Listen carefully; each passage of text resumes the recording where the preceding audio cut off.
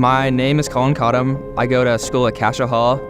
I'm in 12th grade and I'm 19 years old. So that summer I was really dedicated and I was going pretty hard. And the crazy thing about that game is I don't even remember like going on the field, warming up or anything. That was the last thing. I mean, I don't remember going in the field at all. I just remember kind of being in the locker room and then waking up a week later in the hospital, so. Thinking back to that day, it's still pretty surreal. We didn't know that it was him at first. We couldn't see his jersey number. And Colin was one of the fittest players that we had. It was the first game of the season. Colin was starting for us at offensive tackle, and within the first 3 or 4 plays, we were coming down the field, and I noticed Colin kind of staggering and then falling in the huddle, and one of his teammates grabbed him. And all of a sudden I said, I think that's Colin.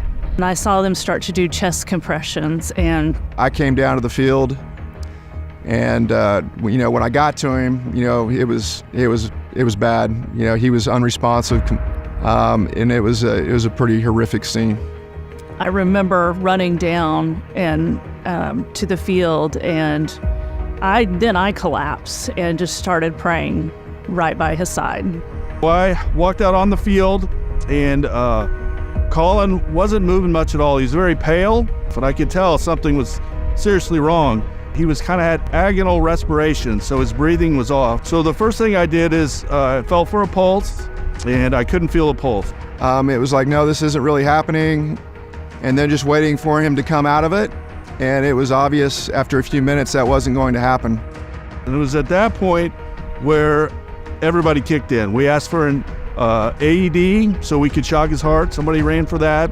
We started compressions, and a whole team of EMTs and other, physicians from the crowd came down, and I hope the AED can analyze his rhythm and get him out of this. That was my total focus, was sustaining him until we could get that AED, because I knew once I didn't feel a pulse, I knew the only way we could get him back was that AED and shocking him back into the correct rhythm. And the AED, as soon as it analyzed his heart rhythm, it indicated a shock. I do remember hearing the AED being used, and I think that's when all of a sudden snapped, and I said, oh my gosh, this is serious. And he came to a little bit. His heart rate, he didn't really come to, but his heart rate stabilized. And then the ambulance finally arrived, and it was amazing to see all those people come together and save his life that day. Those bystanders didn't think twice, and they ran down to the field, and because of their quick actions, they saved Colin that day.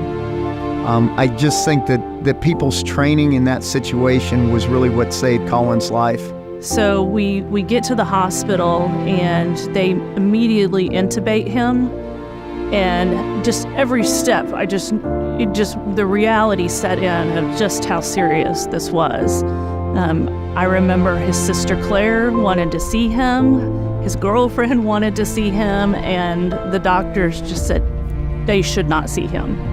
They should not see him like this. And it actually struck me that I wondered if they said that because they didn't want that to be their last thought of Colin.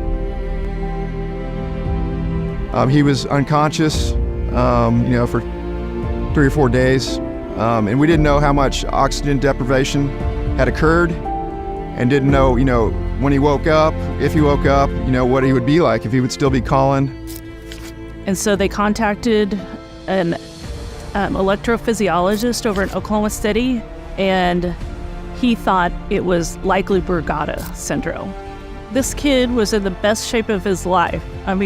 It was really shocking and disturbing, and it just made me wonder how many other healthy kids out there who are active and do all the things that they should do, how many else of those people could have something like this.